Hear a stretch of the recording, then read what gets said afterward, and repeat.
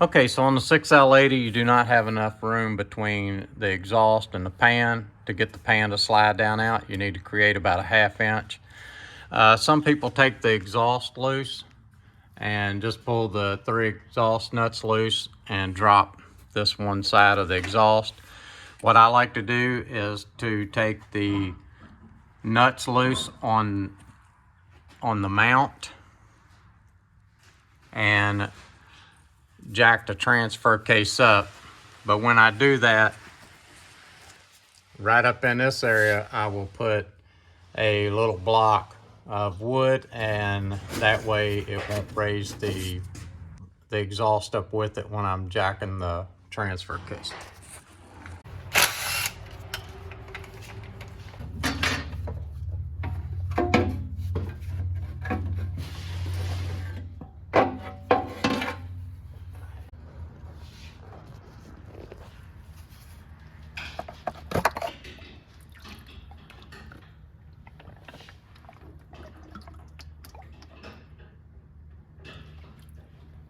The filter just pulls down out of there, it just slides right up into the pump.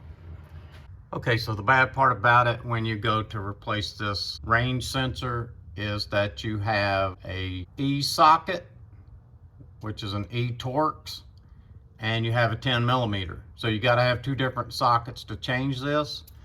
Unplugging it is real simple.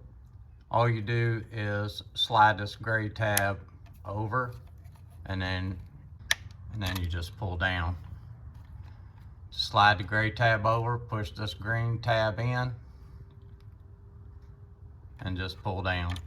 Now what you have to watch for when you're putting this on is you can see how the arm slides into the manual valve.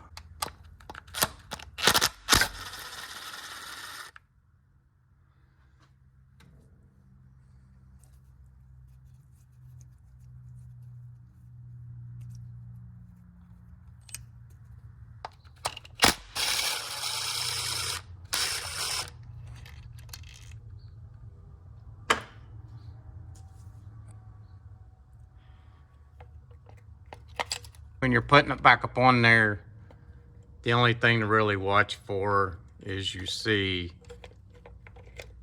how that goes in to the manual valve. That's the only thing to watch for. Okay, so we got everything bolted back up.